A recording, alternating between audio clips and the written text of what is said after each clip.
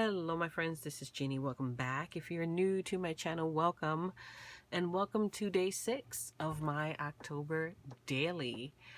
I am following a prompt list that was posted by April, who is Pink Oddbird here on YouTube. Her prompt list is amazing. It's telling a story, and I am up to day 6 of that story. If you have not seen days 1 through 5, be sure to check them out so that you can kind of catch up on what I've been doing and get a better idea of where my mind is going in terms of this story. I also included a video that gives more details about the journal I am working in. So definitely check those out. I will post them in this general area here throughout this video. I also created a playlist, so be sure to check out the playlist.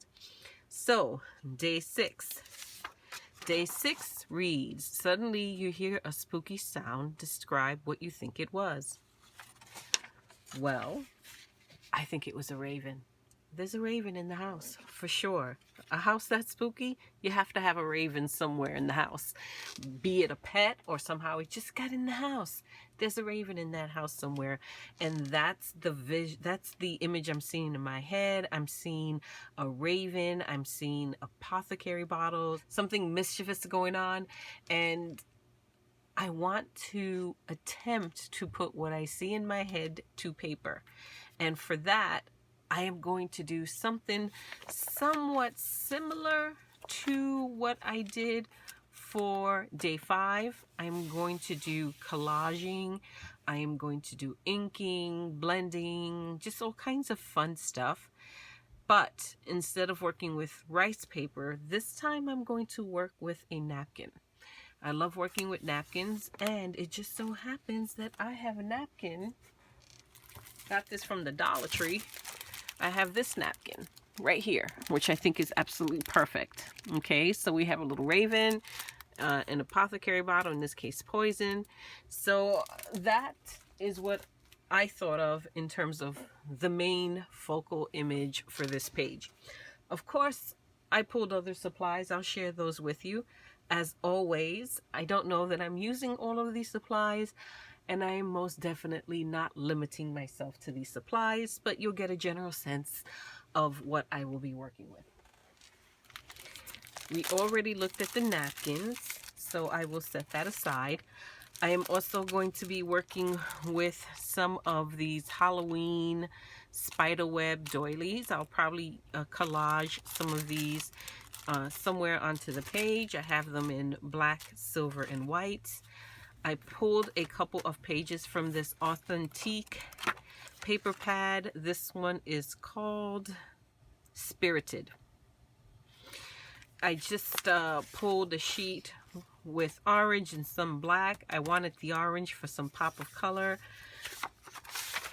I'm also using some of the backdrops, Tim Holtz Ideology Halloween backdrops.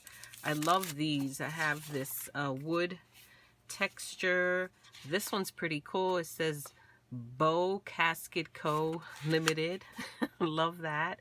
Here is an embalmer's ledger. Love that too. And a some kind of a receipt for a physician or a surgeon or something like that. So we definitely have some kind of medical experimentation, I think, going on in this place. I did pull a 12 by 12 sheet of vellum. I was looking for some bugs to include in the collage, and then I remembered this paper pad. It is called Wallflowers. Oh, just Wallflower. And it's all different types of vellum papers. It's more bird and flower themed, but it did have the one page with bugs. I don't know that you'll be able to see that because it is vellum. As always, there will be inks, there will be splatter.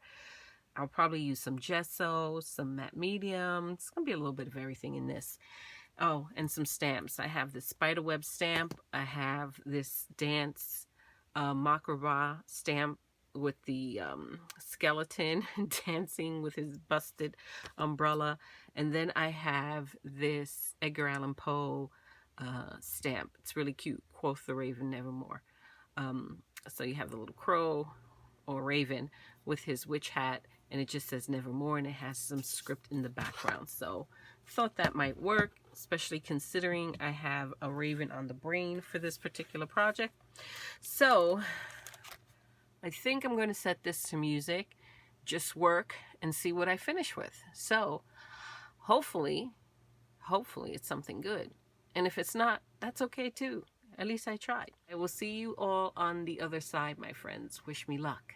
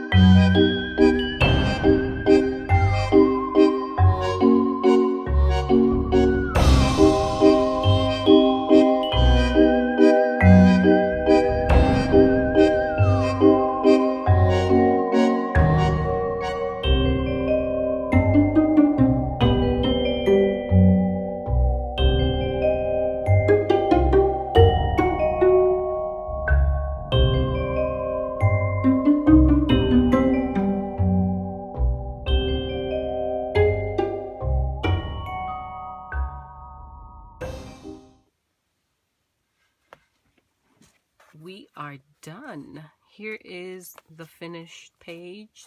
I am very happy with the way that it turned out.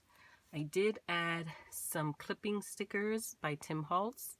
The stickers read, "I heard a strange noise, as if a tombstone should giggle.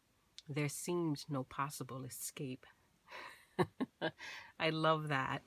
So, as always, and you know what I love to do is I finished with some splatter, some black splatter, gold splatter, and of course I added some red splatter. Can you see the red?